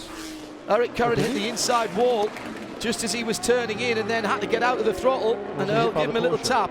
Yeah, absolutely. It looked like the 31 struggled to get through 11, whether he hit the wall or not. He was sort of drifting off on the exit and into one of the 9. Well, he'd been offline in turn 9. Oh, and heavens. Turn 9. Another incident for the 38 prototype, and that car will have to come into the pits for some remedial action. Sprayed a bit of carbon fibre at the exit of turn number 9. It's all shook up at the front end of the IMSA WeatherTech SportsCar Championship with 40 minutes to go. It was the 52 car that had the incident with the wall and has had the new bodywork strapped onto that fairly quickly. It's a pretty good turnaround, and Sebastian Saavedra will be back out. Let's give you that rundown again. Top 5 are all prototypes. 5 Cadillac by 4.5 seconds from the 7 Acura, by half a second from the 2 Nissan, by 1.6 seconds to the 10, the black Cadillac of Jordan Taylor, who's got his brother 2 cars ahead of him. Then 2 seconds further back, Jonathan Bomarito in the 55 Mazda.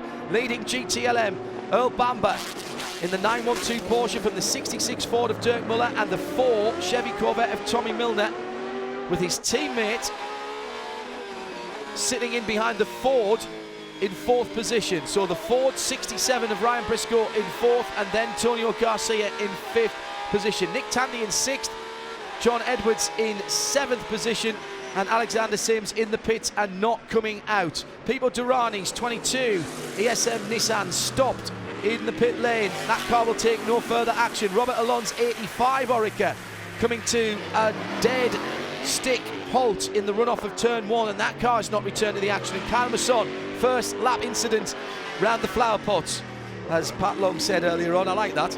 At the fountain area, a little bit of inexperience from Kyle. That car hitting the wall and has taken no further part. With 37.5 minutes to go, Philippe Albuquerque leads for Cadillac, number 5. That's your Cadillac race update on IMSA Radio and IMSA TV. Masterful strategy, Pat, by the Action Express guys with the Mustang sampling number 5. We said be flexible on strategy. It might not have been their first call to do that, but they reacted quickest and best to what was going on around them, and that's key here. Yeah, very clean in and out, stuck to the plan. It seems that the guys who took that yellow flag are coming out with much better track position, and everybody seems to be good on the end of fuel. Yeah, and the fact that Joao Barbosa was able to stay out 2 laps longer than the Mazdas did not play to the, the Mazda's coming in earlier and therefore having to take on.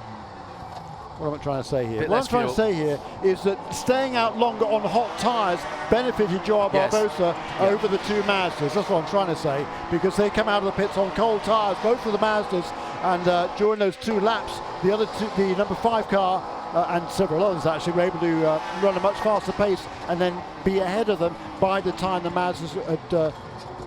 By the time the number 5 car made its pit stop. Yeah, no tyre warmers allowed in IMSA competition, so you can put the tyres out in the sunshine and let nature take its course, but you do not have tyre warming blankets to be able to get the tyres up to full operating temperature, which means also, Pat, they're not up to full operating pressure, and just a couple of pounds per square inch can make a huge difference to how the car handles, but also how much you can attack the curbs, which is so important here for a good lap time.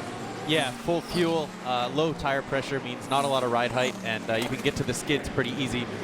You know, bottoming out for a prototype means no steering, and it makes it tricky on the cold tires. So they're probably going to run a little bit more conservative with their ride heights here with the bumps and the different surfaces. But it seemed like the way the prototypes came out of the pits from that stop, they all sort of filed into the GTLM battle. So I think there was a little bit of a roll of the dice, luck of the draw with where the Mazdas came out compared to where Albuquerque came out, and just what kind of traffic they had on that outlap. So a lot of different factors there, and now it's really going to just be a sprint to the end. 35 minutes to go, and all of the leading prototypes fueled to the checkered flag. GTLM should be able to go as well, we think. Closer for them, it was just over an hour, wasn't it, when those guys came in, so they might not be able to go full rich all the way to the end, but you wouldn't think that from how Earl Bamber is driving at the moment. A 1:18.8 last time around, all right, a second or so slower than his very fastest lap, or that car's very fastest lap of the race, but he's a good second and a half or so quicker than most of the other GTLM runners at the moment, and the Kiwi Earl Bamber is setting sail for Porsche at the moment in the number 912 car.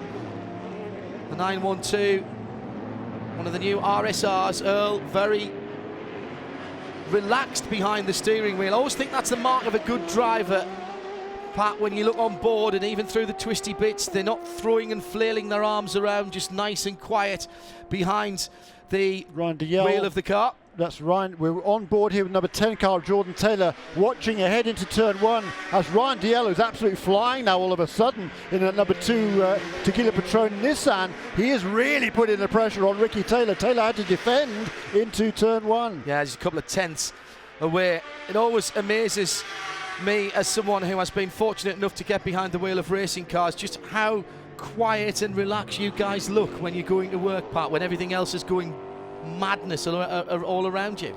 Yeah, you can tell on the onboard camera footage from Earl Bamber that he's in a groove right now. He's happy with his car. His pace is strong, and he's got no pressure from behind. But make no mistake, his heart rate's probably up at about 170, 180 beats per minute. He's at absolute qualifying attack right now, trying to maintain that gap. Yeah, and the gap at the moment is 4.6 seconds between Earl Bamber leading GTLM and the Chevrolet Corvette of Tommy Milner in second position. Meantime, the battle for second overall and in the prototypes has really closed up. Albuquerque is gone and cleared off in the number 5 Cadillac, but Ricky Taylor, Ryan Diel and Jordan Taylor are all within a second of each other as they come across the line. Yeah, and so now the two Mazdas, they've both closed in. They were the number 55 car was a couple of seconds behind that second place battle just 3 laps ago. Number 77 car was another 3 seconds further back behind as well. Now they're all in a train. Ricky Taylor fighting a bit of a rear guard action here. Now, when did he come into the pits? On lap 39? The first pit stop was for Ollie Jarvis back on lap 35. So he's the one who's got to stretch his fuel the longest in the 55, in the 77 Mazda. But Ricky Taylor at the moment, 10 seconds away from the leader, but with 4 cars breathing down his tailpipes as Earl Bamber continues to really throw this Porsche around in a most controlled manner. And Stephen Simpson is about to take 8th position from Earl Bamber. It's not a class position, as the number 99, the bright red Gainscourt Red Dragon car, will go by on one of the faster parts of the circuit. Earl just tightening the seat belts, pulling them down, making sure he's comfortable. Always amazes me, Pat, that no matter how tight you think you've got your seat belts, every sort of 10 minutes or so in the car, you can always find something just to tweak them down a little bit more. Yeah, you get more comfortable. Your seat insert's getting absorbing a lot of sweat and softening up a little bit. Yeah, it's one of those things where as you run on in your stint, you want to feel one with the car, and just keeping those things cinched down is a little bit of a nervous reaction to drivers. It's a habit, but at the same time, as you click in and feel better and better, you can click, a little bit tighter. And the truth is, Pat, that particularly on a street track like this, but it's true of all circuits, you don't want to be moving around in your seat, because that wastes energy that you want to be putting into driving the car. You don't hold on to the steering wheel for grim death, because that's tiring. Correct. The most ideal situation is to immobilize the body, to absolutely just make the body part of the seat, so that the only thing that's moving is up at your shoulders and your arms and of course your neck, but everything else is cinched in there pretty tight. And a lot of times the line in the sand is if it starts to affect your breath. You get the belt so tight that it actually is hard to take a deep breath. Yeah, been there. That was the inexperience of Hindhoff in a race car. Let's take a Continental Tire pit lane update. Half an hour of racing still to go. Shay, what's the tactics down in the pit lane? Everybody happy that they're good to go to the end? Fuel, not even a discussion on the radio for the Corvette racing crew. Neither is it for the Porsche. 912 has released Earl and told him go as fast as you can. And for the Fords, they feel comfortable with their Eco, part of the Eco Boost engine. Nobody planning to make a second stop, but the BMW guys with the 25 that is now sitting on the pit lane just moved it in closer to the wall in case of an emergency, in case the 24 needs to make a stop. It now has a cleaner exit, but nobody expecting to see their cars until after the checker. Into the pit lane, Nick Tandy in the number 911. We weren't expecting this. Shea Adam, is there damage to that car? I couldn't see from our vantage position, but Nick Tandy pulls out of that great GT Le Mans battle. They have a new tire up on the wall, John. It might be a left rear that's going down. That is written on the side of it, LR in big letters. And the crew just waiting as Nick comes into the car. There is damage to the nose from earlier on. You can see a lot of the front, actually aluminum plate is removed. They are doing two tires. The left-hand side's going on first, not refueling at all. So this is definitely a tire concern. They're doing right sides as well. So a 4-tire change for Nick Tandy in the 911 Porsche, but a lot of damage to the front of that car from its earlier contact as the crew puts a little bit of bare bond tape on the front of the car to try and hold the hood down. I wonder if maybe that was being an issue for Nick. Visibility as the number changes on the side of the car, now showing that it is in 7th place. Nick fires up and goes back out very tamely, actually, I have to say. That was a nice exit of the pit box for new Michelins. That's very disappointing for Nick Tandy. That car looked good earlier on, and he's going to drop weight to the back. There's damage to the front of that car. Now, he's lost part of the right front of the splitter. That's gone, and I think that is the piece of bodywork that's at turn 1, and we could have a full course yellow. We've got a full course yellow. Well, Nick Tandy, if he'd stayed out 1 lap longer, his own bodywork would have given him a free pit stop. But I think he'll get round. Has he dropped off the lead lap in class? I think he has. He might just have done so, yeah. And that, I wonder if that was the contact with the 31 Pat Long a couple or 3 laps ago at the hairpin at the end of the lap. Yeah, this is a little bit of combination of damage earlier on from Pile, and then that contact with the 31. A few more laps of air running through the hole in the bumper, and it just started to tear itself apart. This is going to be a short yellow, so the pits will be closed and will stay closed. There'll be no pass by or wave around.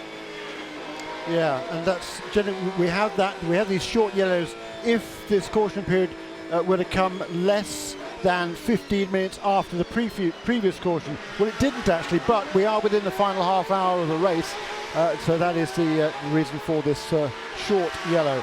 And in fact, nobody needs a pit stop for fuel really or anything else. So there's no need for the pits to be open. There should be a fairly quick clean-up.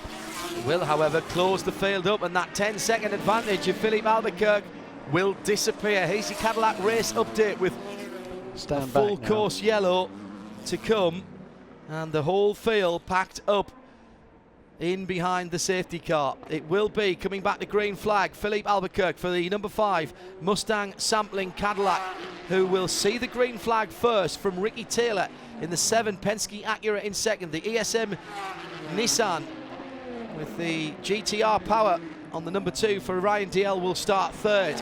Jordan Taylor for Cadillac, the number 10, bright, or gloss black, should I say, bright black, I nearly said. Gloss black Cadillac in 4th position. Jonathan Bomarino, the first of Mazdas. Ollie Jarvis might well be breathing a sigh of relief here.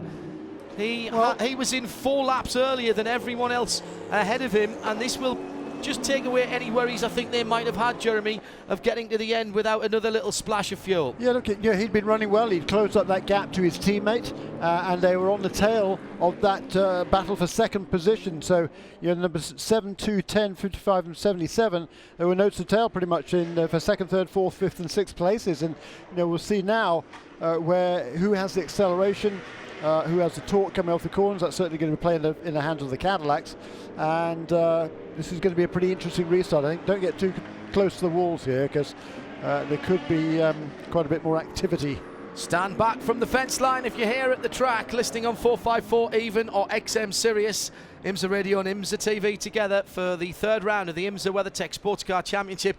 It's the BUBBA Sports Car Grand Prix on the streets of Long Beach. Pat Long joining Jeremy Shaw and me, John Hindhaugh, in the IMSA Broadcast Centre, overlooking the start-finish line. Shea Adam is our Continental Tire pit lane reporter. And our Porsche keys to the race. Track position. Well, at the moment, Philippe Albuquerque in Cadillac number 5 has that. The pit stops, execute, particularly with everyone coming in under full course yellow. Well, we've seen some tricky strategy. Flexible strategy was another one of our Porsche keys to the race, Jeremy. Yep. And we've seen a number of teams play that absolutely perfectly, but this full course yellow is going to pull everyone back together. So now, no penalties on the restart. Get the hammer down and race for, we're going to have about 22, 23 minutes and maybe to go of racing. If that stays green, where's your money, Mr. Shaw? Well, I think Albuquerque's going to be hard to beat. He's got that Cadillac with that torque coming off the corner. That's going to help him at the restart. But look, in second place is Ricky Taylor. In fourth place is Jordan Taylor, the two brothers. They've won this race each together in the last 3 years. So both of them want to extend that streak. So I would certainly expect both of those to be trying to make a move at the restart. On the restart, Jonathan Bomarito and Ollie Jarvis, smaller engines in those turbocharged 4-cylinder Mazdas, but they are very quick at a straight line, Pat, and that might play into their hands on this restart. They'll want to be racing straight away. Yeah, I'm going to be watching that battle. It's actually Dane Cameron that I have my eyes on. Yes. The number 6, he has a car underneath him. We saw Montoya's pace early on. His team will be in his ear right now saying we need to make track position while everybody's bunched up. So it's going to be interesting to see what the 6 car can do. But right now, Albuquerque seems to have the measure over Ricky Taylor. And on the restarts previously, it seemed to be the Cadillac over the Acura. In GTLM, it'll be Earl Bamber for Porsche, who restarts in the lead from Tommy Milner and Dirk Muller and Ryan Briscoe. So that's Porsche, Corvette, Ford and Ford. Green flag is in the air. Great restart from Albuquerque, but side by side, Ryan Dalziel and Ricky Taylor, and Dalziel's got him before the line, but he got a really good run. The green flag was in the air there. They'll be taking a look at that, but that to me will be allowed to stand, and there's a new second place. Oh, big lob from the Taylor, the second of the Taylors. Jordan Taylor in the 10. He did well to hold on to that, Pat. Yeah, he got away with one there. It looks like he locked the rears coming down into turn 1. Probably just got a bit too deep in there and realized the guys in front of him had already checked up, and I think he's escaped, but he's under pressure from the 2 Mazdas now. Yeah, Jonathan Bomarito and Ollie Jarvis smelling blood in the water. Maybe just getting a bump or a little lock up on the down change as he was coming down into turn 1. Possibly the gearbox going down too rather. Oh, there's a puncture on the leader. No, it's a suspension issue for the 912. Looks like the front suspension is folding up underneath Earl Bamber, and the lead and the win is going away from the Porsche. But I tell you what, Nick Tandy's almost going to unlap himself here. He's only got the Corvette ahead of him. How is Earl Bamber still racing with that car? He's got a big issue. It's going to break. It's going to break, and he's now going to have to try and hold on to it through turn 9. And here comes Tandy. Tandy could unlap himself here. The Corvette ahead of him is the leader now, but Nick Tandy is the first of the Porsches. He's a lap off the lead, but only the length of a Corvette away from the lead as Bamber goes to the pit lane. Awful day for Porsche. Awful day for Porsche. And Nick Tandy might be able to pull something out here, but he's got to get past that Corvette straight away. Isn't it incredible how quickly things can change? It was looking so good for Porsche. They've had a fabulous car all weekend long. Don't know what caused that suspension failure, but I tell you what, my hat's off to Earl Bamber there, because he did a really good job not to run wide over the apex and take out the Corvette. That was really good driving. If he'd have hit the Corvette, I really wouldn't have blamed him almost. Take your mind back to one of the previous restarts when Earl Bamber was going side to side with another car, and that could have been just enough to put the strain on that right-hand side. Shea Adam is looking at the 912. It's in the pit lane. Tyres will go on, but I think it's a bit more than that, Shea. No, they're done, John. They just pulled the front right off, and the entire component moved with it. They do not have time left in this race to fix that port. They are putting new rear tires on the car, and they have done a new front left, but the signal has been given. They don't think they can get it back out, which means that the 912 Porsche is sitting about 3 pit boxes up of the 25 BMW, the two of them having contact earlier. Yeah, those were the two who had that bumping session earlier on, and they have both ended up in the pit lane. There was a grey crate of suspension parts that was put on the wall by the Porsche GT team, so they may have a go at getting him out and getting some points, but it's at the moment it's damage limitation there, and that doesn't look good. Yeah, it looks like Bamber has an issue on the right front, but actually if you think back to the exit of turn 1, it was the opposite side of the car that was making contact with the BMW. Good so point. Not really sure what's going on. Unless he touched the wall, of course, when he was doing that. And Shea, did you just say the pits were closed there? No, hand across the throat to sorry. signal for the 912 day done, and Earl Bamber gets out of the car and slams the door. He's walking back over to the wall, and Lawrence Vantor, as soon as he saw the contact, came off of the pit box and went over to stand up against the fence. He is absolutely distraught. Well, let's see if we can get a word with Earl when he's calmed down a little bit, and see if we can find out what's caused the problem. Both Porsches then in the wars. Nick Tandy sitting in 7th position, but just a couple of cars lengths away from getting back on the lead lap, and if he can do that, even with just 19 minutes to go, well, anything can happen. Does seem to be a quick car, that 911 now. Debris flag out at the entrance to turn number 9. Meantime, at the head of the race with 19 minutes remaining, here's your Cadillac race update, and it is Cadillac number 5, Philippe Albuquerque, that leads by 2 seconds from Ryan DL in 2nd place, and the number 2 ESM Tequila Patron Nissan. He's pulled out some 1.3 seconds over Ricky Taylor in the first of the Acuras. That's the number 7 car. And then the train of cars. Jordan Taylor right up behind his brother, the number 10 Acura. The number 10 Cadillac. I will get these the wrong way around all of this season, of course. The number 10 Cadillac with Jordan Taylor just 7/10 of a second behind his brother Ricky. Then Jonathan Bomarito, just another 6/10 back. Then Ollie Jarvis, another 7/10 back. So the two Mazdas now trying to push further forward. Jeremy Shaw. Yeah, I've got my eyes on the two Taylor brothers at the moment. This is going to be interesting. Of course, they, like I said a few minutes ago, they shared the winning car for the last 3 years here on the streets of Long Beach. Now they're battling not for the lead at the moment, at least, with 18 minutes remaining in this race, but they are certainly battling over 3rd place. Could make Sunday lunch in the Taylor household a little bit difficult tomorrow, Yeah, Pat. where's Shelley? Yeah, Ryan DL has some pace in 2nd position as well. He's keeping Albuquerque honest, which is impressive to see from that car. First time this race we've seen them up at the shiny end. Yeah, but Ryan is the one that will take any opportunity he can. Might not have been the quickest car this weekend, but he's matching the sector times, exactly the same sector time through turn 1, bar 1/1000th of a second as Philippe Albuquerque that leads the race, but some 2 miles an hour quicker through the speed trap for the Nissan and the Acura than the lead Cadillac. 141.7, 141.9 against 139.5 for Albuquerque. Interesting. I'm just looking at the lap times, which is kind of interesting. We're on the previous restart, within a couple of laps, they were down in the 14s, 1 minute 14s. Now they're doing 1 minute 16. So we've had, 3 laps of green. That's interesting, Patrick, at this stage in the race. Yeah, I was surprised about that. A second and a half off of the best laps, and it didn't seem that restarts were hurting us in the first driver's stint. But you could have more track temperature, a little thicker air. Not really sure. Yeah. Let's go down for an update from the pit lane. Earl Bamber retiring the 912 Porsche from the lead of GT Le Mans. Shea Adam. Earl, this place is just cruel to you. It's 2 years now and 2 DNFs. What happened?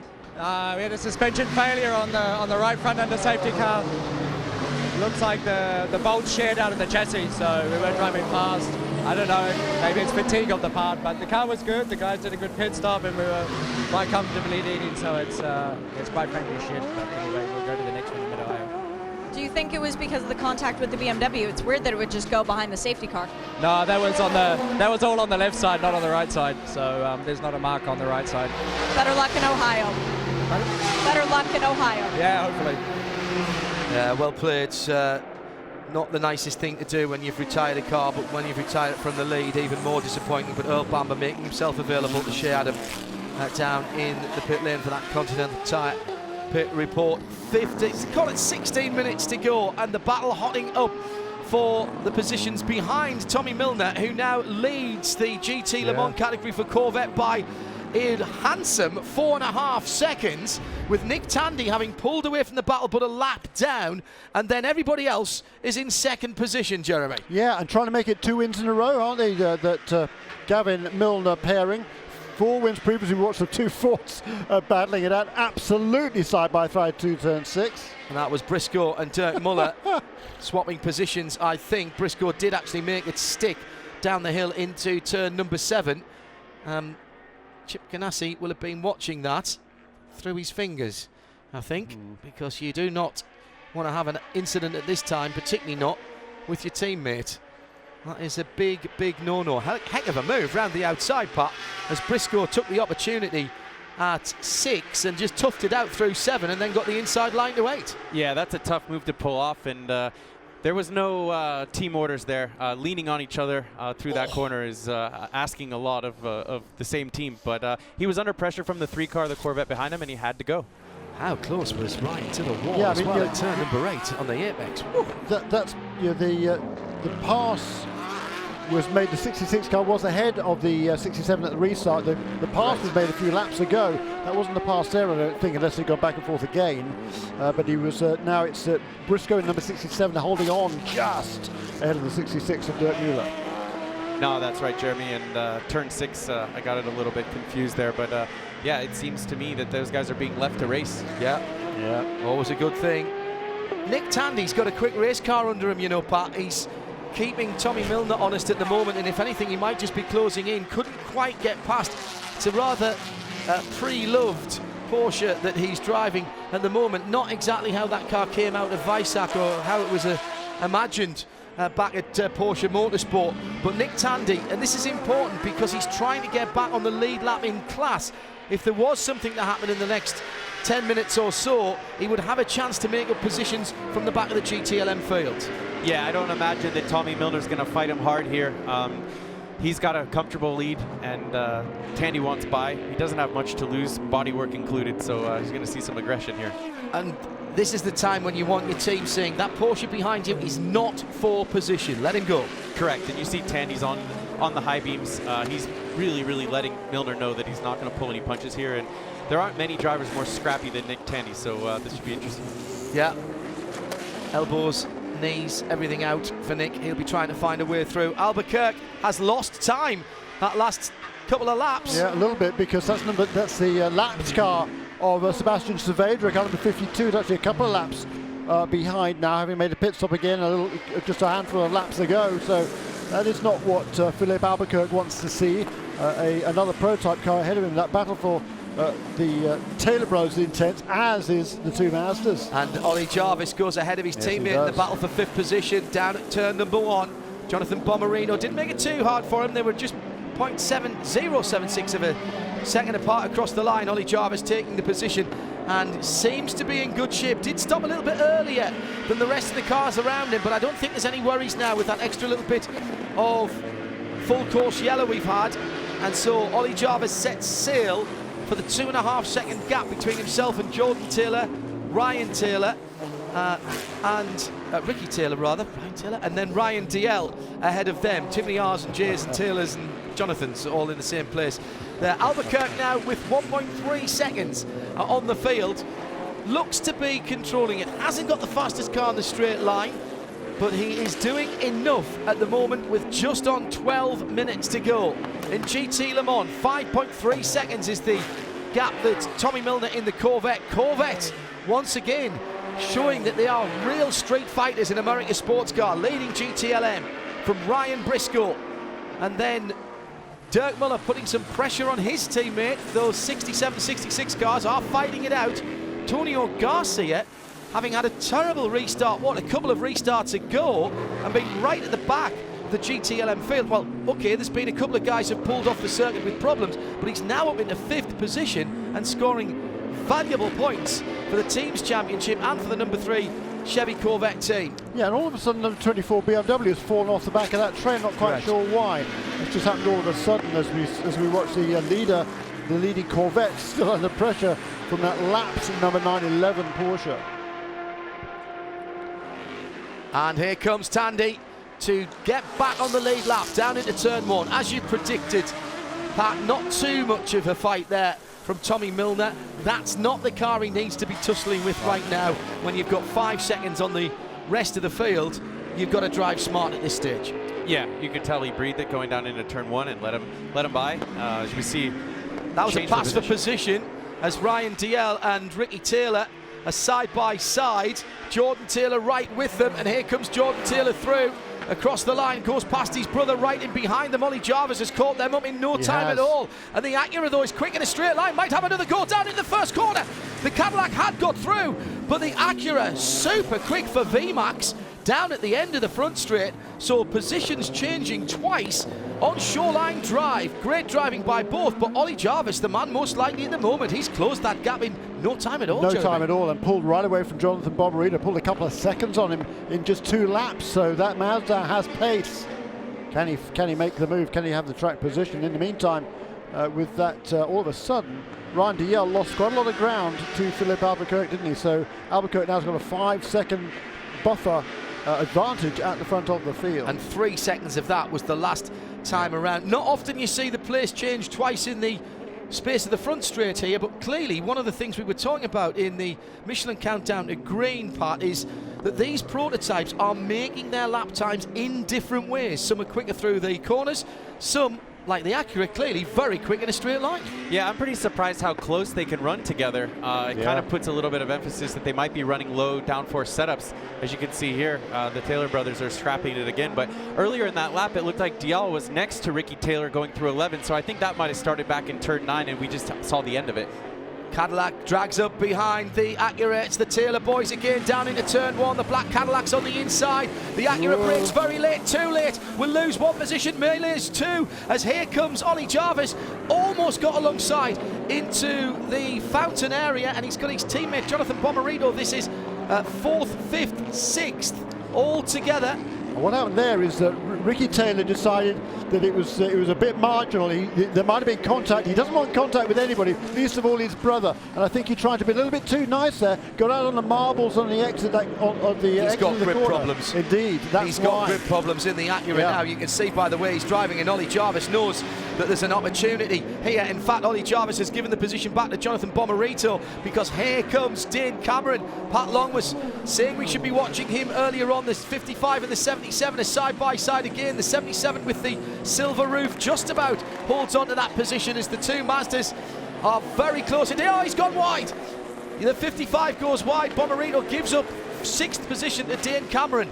And Dane Cameron didn't have to fight too hard. That was rather given to him there, Pat. Yeah, it was a little bit of an accordion effect. It looks like Ricky Taylor has a problem. He's really struggling to get through the corner. He almost put it into the wall at the exit of 5, and he's not getting through 11. So I think he's got a tire going down or a bunch of pickup. It was a little bit odd how he turned into 1 on the last lap as well. He's not getting the power down out of the final corner, but it is so quick in a straight line, that Acura, that he's still able to hold on to his position. That position at the moment being 4th, just off the podium. Albuquerque leads by 4.8 seconds. 3/10 gained back by Ryan DL in the number 2 Tequila Patron Nissan last time around. 7 minutes to go. Chevy Corvette leads the 2 Fords in GTLM from Antonio Garcia, who's gaining on Dirk Muller. This is closing up for 2nd, 3rd and 4th in GTLM. But at the head of the field, 5 seconds is pretty much the advantage from Ryan DL in 2nd. Cadillac 5 leads, Nissan 2 leads Cadillac number 10. That's your Cadillac race update with 6.5 minutes to go. Great overtaking manoeuvre at the braking for turn number 1, and goes to prove sometimes, Pat, that you don't actually have to be right in position to make the place, because in defending, Ricky Taylor got himself offline and eventually Jordan takes the position. Yeah, he had his right-hand wheels on the yellow line, which wasn't helping his braking ability. It looked like both of them were a bit deep into the zone. Side by side, the two Acuras into turn 1. And Taylor has to give up another position as Dane Cameron comes through. I just wonder if he's saved a little bit of tyres on that number 6 machine. Has he got a charge to the front of the field? Ollie Jarvis, now having been released, took 0.6 of a second out of Jordan Taylor in the black Konica Minolta Racing Cadillac in 3rd position. I tell you what, the podium, even with just 6 minutes to go, Jeremy, the podium positions, certainly for 3rd, that's not sorted yet. No, it's going to be interesting to see whether Ollie Jarvis can make that grade. He's got a couple of seconds to make up and less than 6 minutes to do so. That'll be, what, maybe 4 laps, depending on... Seemed to be able to close the gap much more easily than anyone else earlier in the piece when we saw those guys pull away from him after the restart, but he's come good very well after that. The 2 Fords battling for 2nd and 3rd, and they've got to keep their pace up here, Pat. Now they're driving in team formation at the moment, but Antonio Garcia's not that far behind. It's great, fabulous for the photographers, but any small mistake by Ryan Briscoe, who is in 2nd place, you don't want to get your teammate caught up in it, and it looks to me as though Garcia's catching these two. Yeah, it seems like Dirk Mueller really wants by, and he's putting pressure on Briscoe. Briscoe's pretty cool, calm, and collected. With that, are they going to give an opportunity for Garcia to join this party? Yeah, the tough decision has to be made on the Chip Ganassi pit wall now.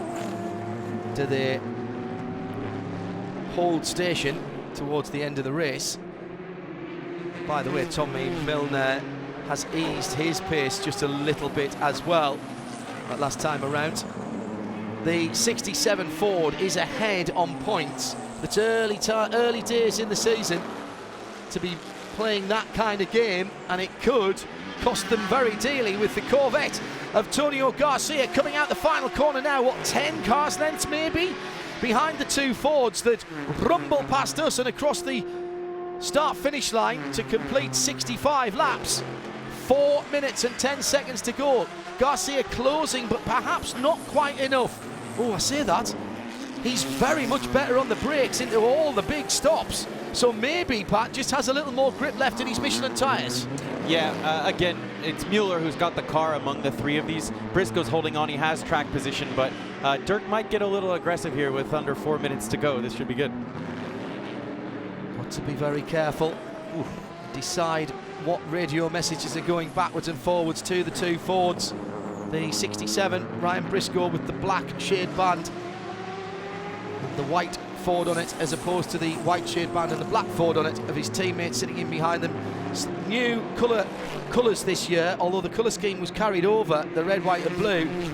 All of the colours have been freshened up with the shades that you can get your Ford GT in for the street. Oh, big sideways slide by Ryan Briscoe, sort of underlining what we're talking about there. His rear tyres are going away, he's grip limited, and that's going to really hurt him coming onto the front straight. This might be go time now for Dirk Muller, because Antonio Garcia, he's not quite in striking distance, but he'll not be far off by the end of this lap, Pat. Yeah, this is the position you don't want to be in as team manager sitting up on the pit stand. You want to let your drivers race, but at the same time, you don't want to let this thing end in tears. So you think Mike Hull will be looking over at the other pit stand and asking ourselves, what are we doing here? Are we fighting for position, or are we going to bring this home? The harder they fight, the more chance they're giving of Garcia catching up. So that pressure that the 67's putting on the 66 is not helping the overall effort of the Chip Ganassi racing team. And let's not forget the Manufacturing Teams Championship that will almost inevitably, as we've seen in IMSA competition, run to Petit Le Mans at the end of the year, and Ford and Corvette will be right in amongst that battle. They've got the added complication now, Jeremy, of the leader, Philippe Albuquerque, back to 4.5 seconds of a lead. He's bearing down on these guys at the moment, and he will put a lap on them before the checkered flag comes around. This is going to add a little more intrigue into what's going on here in the Nissan battle between the 2 Fords. Yeah, there won't be the white flag this time, I don't think, but it will be next time. He's got a pretty handy lead, Albuquerque. He doesn't really need to worry, but I'm looking at the gap between the 2nd and 3rd place cars.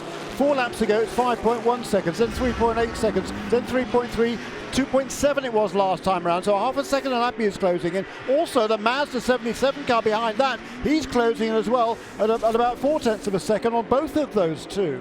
Can we have an extra half an hour, please, Mr. Barfield? Can we just put that out there just for a moment? You know, I've got nothing else to do, really. I think with 90 seconds to go of the 100 minutes, or significant here that the leader, Philippe Albuquerque, has got between the Chevy Corvette and the two Fords. Now, Philippe needs to get past these two Fords. Man, he's not under pressure. Will he even want to do that? And that might slightly frustrate Antonio Garcia. He'll want to try and get as close as he can in case there's a bit of fumbling that goes on as the leader passes and puts the lap on the Ford. These are all still on the lead lap, these cars, by the way. So this is the first time that the prototype has lapped these GT Le Mans cars.